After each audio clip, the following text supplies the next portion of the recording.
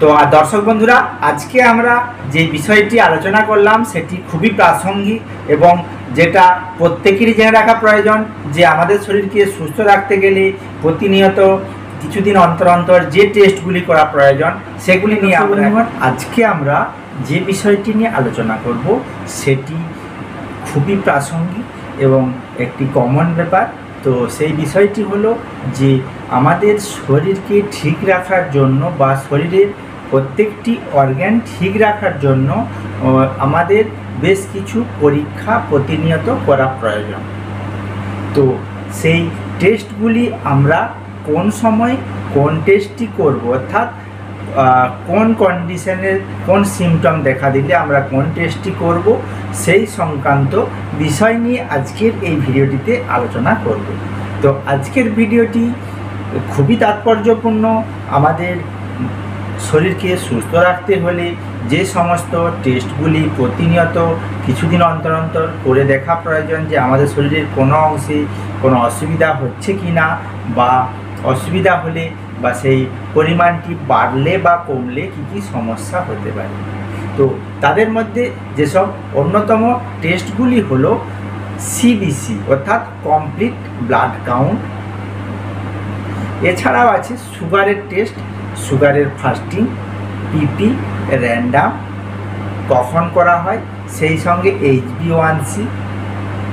এছাড়াও যে টেস্ট হয় লিপিড প্রোফাইল, সেই লিপিড প্রোফাইল টেস্টটি আমরা কখন করব। এলএফটি অর্থাৎ লিভার ফাংশন টেস্ট, সেই লিভার ফাংশন টেস্টটি আমরা কখন করব। এছাড়াও আরও যে টেস্টগুলি হয়ে থাকে যেসব অর্থাৎ ভাইরাল প্রোফাইলগুলি আমাদের কখন করা প্রয়োজন। ওকে, সেই সাথে আমাদের আরও বেশ কিছু গুরুত্বপূর্ণ টেস্ট আছে, যেমন থাইরয়েডের প্রোফাইল। এছাড়াও আরও অন্যান্য রেডিওলজিক্যাল টেস্টগুলি আছে যেগুলি প্রতিনিয়ত বেশ কিছুদিন অন্তর অন্তর করলে আমাদের শরীরের যে উপাদানগুলি থাকে সেই উপাদানগুলি ঠিক আছে বা কমেছে কি বেড়েছে সেটা আমরা জানতে পারি। তো তাহলে আমরা প্রথমে যে বিষয়টি নিয়ে আলোচনা করব সেটা হচ্ছে সিবিসি অর্থাৎ complete blood count. Complete blood count থেকে আমরা যে জিনিসগুলো জানতে পারি যে আমাদের শরীরের মধ্যে যে রক্তের উপাদানগুলি ঠিকমতো আছে কি না, যেমন ডব্লিউবিসি, আরবিসি এবং প্লেটলেট ঠিক আছে কি না আমরা সেখান থেকে টেস্ট করলে জানতে পারি। এছাড়াও ডব্লিউবিসির যেসব উপাদানগুলি আছে যেমন নিউট্রোফিল, ইওসিনোফিল, বেসোফিল, এইগুলি ঠিক আছে কি না আমরা জানতে পারি। এছাড়াও আমাদের শরীরের মধ্যে যে প্যাকড সেল ভলিউম কতটা আছে, বাড়লো কি কমলো, সেখান থেকে আমরা জানতে পারবো। এছাড়াও এমসিভি অর্থাৎ মিন কর্পাসকুলার ভলিউম, এমসিএইচসি মিন কর্পাসকুলার ভলিউম কনসেন্ট্রেশন, এছাড়াও এমসিভি ইত্যাদি সমস্ত কিছু এই সিবিসি টেস্টের মাধ্যমে আমরা জানতে পারি। সিবিসি হলো এমন একটা টেস্ট যার মাধ্যমে আমাদের ছোট কিংবা বড় সমস্ত ধরনের ডিজিজের ক্ষেত্রে এই কমন টেস্টটি ডাক্তারবাবুরা দিয়ে থাকেন। CBC complete blood count. Complete blood count থেকে আমরা যেগুলো জানতে পারি যে সাধারণত কোনো জ্বর যদি হয়ে থাকে জ্বরটা কী কারণে হয়েছে সেইটা নির্ণয়ের ক্ষেত্রেও এই সিবিসি খুবই গুরুত্বপূর্ণ। এছাড়াও যদি কোনো ক্ষেত্রে যে জ্বরের পরিমাণ আরও ডিটেকশনের ক্ষেত্রে ব্লাড কালচার অনেক সময় ডাক্তারবাবুরা দিয়ে থাকেন। এছাড়াও শরীরের মধ্যে রক্তের পরিমাণটা কেমন আছে সেটা জানার জন্য সিবিসি টেস্ট করা প্রয়োজন। এছাড়াও রক্তের কোনো উপাদানগুলির ঘাটতি ঘটেছে কিনা, অর্থাৎ রক্তের যে উপাদানগুলি অর্থাৎ ডব্লিউবিসি, আরবিসি এবং প্লেটলেট, সেই উপাদানগুলি কোনো ঘাটতি ঘটেছে কিনা সেটি দেখার জন্য এই সিবিসি টেস্টটি ডক্টরবাবুরা দিয়ে থাকেন। এছাড়াও রক্তের মধ্যে কোনো অ্যালার্জিক রিয়াকশান হচ্ছে কিনা, অর্থাৎ কোনো অ্যালার্জিক কোনো সমস্যা হচ্ছে কিনা সেটা জানার জন্য এই রক্তের এই সিবিসি টেস্টটি করলে আমরা জানতে পারি। এছাড়াও রক্তের মধ্যে কোনো ইনফেকশন আছে কিনা সেটি দেখতে গেলে এই সিবিসি টেস্টের প্রয়োজন। এছাড়াও রক্তটা ঠিকমতো শরীরের বাইরে বেরালে জমাট বাঁধছে কিনা, অর্থাৎ রক্তের জমাট বাঁধার জন্য উপাদান যেটা হচ্ছে প্লেটলেট, সেই প্লেটলেটটা ঠিকমতো আছে কিনা সেক্ষেত্রে। এছাড়াও আমাদের শরীরের যে বিটিসিটি অর্থাৎ ব্লিডিং টাইম এবং ক্লটিং টাইম ঠিকমতো হচ্ছে কিনা সেইটিও আমাদের এই রক্তের পরীক্ষার মাধ্যমে আমরা জানতে পারি। এছাড়াও রক্তের মধ্যে যদি কোনো দূষিত উপাদান বা রক্তের মধ্যে যদি ব্লাড ক্যান্সারের কোনো উপাদান আছে কিনা সেটা ডিটেকশনের ক্ষেত্রেও এই সিবিসি টেস্টটা খুবই তাৎপর্যপূর্ণ।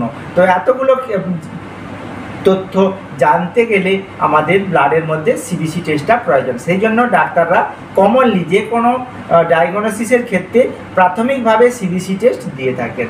এছাড়াও আরও যে কমন টেস্ট দেওয়া থাকে সেটা হচ্ছে ইউরিনের আরি অর্থাৎ রুটিন এক্সামিনেশন। ইউরিনের আরির মাধ্যমে আমরা যেই তথ্যগুলি আমরা পেতে পারি যে ইউরিনের মধ্যে কোনোরকম কোনো ইনফেকশন আছে কিনা, বা ইউরিনের মধ্যে বা আমাদের শরীরের মধ্যে ডায়াবেটিস আছে কিনা, আমাদের শরীরের মধ্যে ইউরিনের মাধ্যমে প্রোটিনটা কতটা পরিমাণ নির্গত হচ্ছে। এছাড়াও রক্ত হচ্ছে ইউরিন দিয়ে রক্ত পাস করছে কিনা, এবং কিডনিটা কতটা পরিমাণ কাজ করে, আমাদের শরীরে কতটা পোরশন ভালো আছে সেটা দেখার ক্ষেত্রেও এই সিবিসি সঙ্গে সাথে আরি টেস্ট অর্থাৎ ইউরিনের আরি টেস্টটাও অনেক সময় ডাক্তারবাবুরা দিয়ে থাকেন। এছাড়াও যে টেস্টটি হয় যে আমাদের যে কমন টেস্ট সেটা হচ্ছে রক্তের সুগার লেভেল। রক্তের সুগার লেভেল সাধারণত আমাদের যে কারণে দেখা হয়ে থাকে যে রক্তের মধ্যে গ্লুকোজ কতটা পরিমাণ আছে সেটা দেখতে গেলে প্রথমে ফাস্টিং কন্ডিশনে অর্থাৎ 8 থেকে 12 ঘন্টা ফাস্টিং থাকার পরে একটা ব্লাড স্যাম্পেল নেওয়া হয়। সেই ব্লাড স্যাম্পেল নিয়ে সেখানে ব্লাডের গ্লুকোজ লেভেলটা দেখা হয়। এরপরে একটা পিপি অর্থাৎ খাবার ঠিক 2 ঘন্টার মাথায় একটা ব্লাড স্যাম্পেল নিয়ে ব্লাড টেস্ট করে সেখানে ব্লাডের মধ্যে গ্লুকোজ লেভেলটা কত আছে সেটা দেখতে হয়। যদি কোনো পেশেন্ট ক্রনিক ডায়াবেটিক পেশেন্ট হয় সেক্ষেত্রে নিয়মিত এই ফাস্টিং পিপি ব্লাড টেস্ট করা প্রয়োজন। সেই সাথে সাথে আরেকটি টেস্ট খুবই জরুরি, সেটা হচ্ছে HbA1c অর্থাৎ HbA1c টেস্টটির মাধ্যমে আমাদের জানতে পারি যে লাস্ট 3 মাসে ব্লাডের সুগার লেভেলটা কতটা আছে সেটা ওই HbA1c টেস্টের মাধ্যমে আমরা HbA1cর মাধ্যমে আমরা জানতে পারি যে সে ডায়াবেটিক পেশেন্ট কিনা বা সে সুগারের পেশেন্ট কিনা সেটা HbA1cর মাধ্যমে আমরা যেটা আসছে যে সিরাম ক্রিয়েটিনিন লেভেল। সেই সিরাম ক্রিয়েটিনিন লেভেলটা আমাদের দেখা হয় যে কোনো রকম পেশেন্ট কিডনি ডিজিজে আক্রান্ত কিনা বা কিডনিটা কেমন কাজ করছে সেটা দেখার ক্ষেত্রে অনেক সময় এই ক্রিয়েটিন টেস্ট ডাক্তারবাবুরা দিয়ে থাকে। এরপরে আমরা সুগার আমাদের শরীরের মধ্যে যে ফ্যাটের পরিমাণ অর্থাৎ চর্বির পরিমাণ কত আছে সেটি দেখার জন্য যেই টেস্টটি ডাক্তারবাবুরা দিয়ে থাকেন সেটা হলো লিপিড প্রোফাইল টেস্ট। সেই লিপিড প্রোফাইল টেস্টের মাধ্যমে আমাদের শরীরের মধ্যে কতটা পরিমাণ ফ্যাট আছে সেটা দেখা যায়। সেই সাথে আমাদের শরীরের মধ্যে বেশ কিছু কোলেস্টেরল অর্থাৎ কোলেস্টেরল এবং ট্রাইগ্লিসারাইডের সাথে সাথে ভালো কোলেস্টেরল এবং খারাপ কোলেস্টেরলও আছে, সেইটা কতটা আছে সেটা ডিটেকশনের ক্ষেত্রে বা নির্ণয়ের ক্ষেত্রে এই লিপিড প্রোফাইলটা ডাক্তারবাবুরা দিয়ে থাকেন।